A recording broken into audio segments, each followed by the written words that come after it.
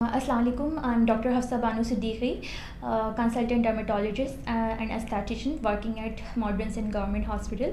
Today's topic of discussion is PRP.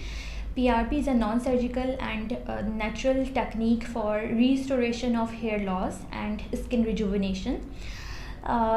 PRP से पहले मैं थोड़ा सा ये बताना चाहूँगी कि हेयर लॉस होता किन वजूहात की बिना पर है।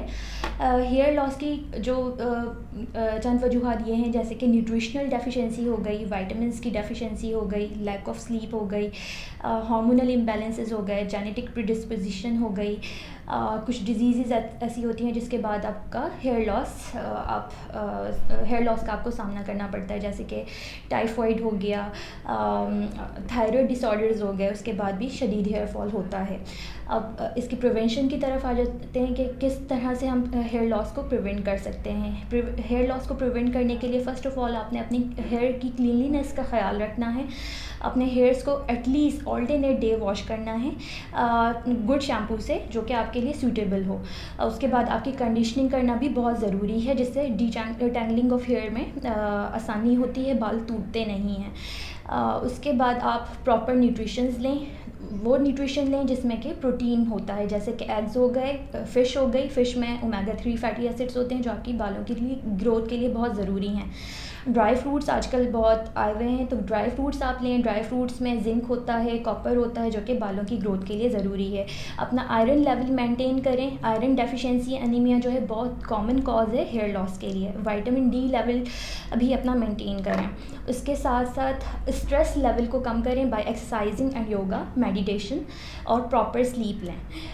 इसके बाद हम PRP की तरफ आ जाते हैं। PRP क्या है? PRP एक नेचुरल एंड सेफ़ प्रोसीजर है हेयर रिस्टोरेशन के लिए, हेयर ग्रोथ के लिए।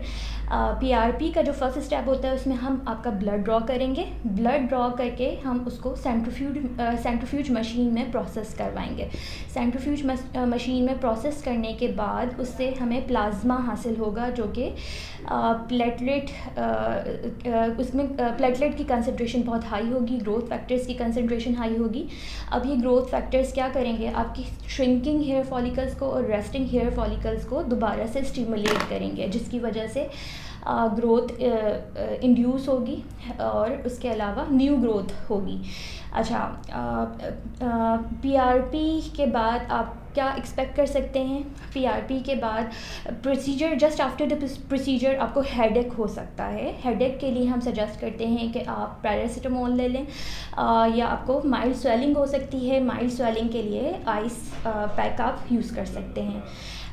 पोस्ट प्रोसीजर केयर क्या है? पोस्ट प्रोसीजर केयर ये है कि आपको 8 से 10 घंटे अपना हेयर वॉश नहीं करना, और जो लोग हेयर डाइज़ यूज़ करते हैं उनको 3 से 4 दिन तक हेयर डाई यूज़ नहीं करने हैं, क्योंकि PRP के बाद माइक्रो चैनल्स बन जाते हैं स्कैल्प में, जिससे हेयर डाइज़ की फ़ास्ट एब्जॉर्प्शन होगी और एलर्जिक रिएक्शंस हो सकते हैं। PRP के क्या साइड इफ़ेक्ट्स हैं? मैं ये कहूँगी कि PRP के कोई साइड इफ़ेक्ट्स नहीं हैं, क्योंकि ये एक नेचुरल और सेफ़ प्रोसीजर है। इसमें हम कोई भी एक्सोजिनस मटेरियल यूज़ नहीं कर रहे, जैसे कि प्लांट स्टेम सेल्स होते हैं, एनिमल स्टेम सेल्स होते हैं, ये हम कुछ भी यूज़ नहीं कर रहे हैं इसमें, तो एलर्जिक रिएक्शन के चांसेस बहुत मिनिमम हैं।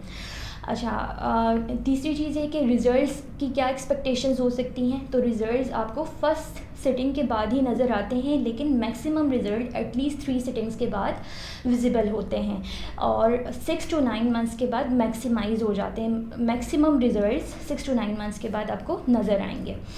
I hope this discussion was very informative, and thanks for watching.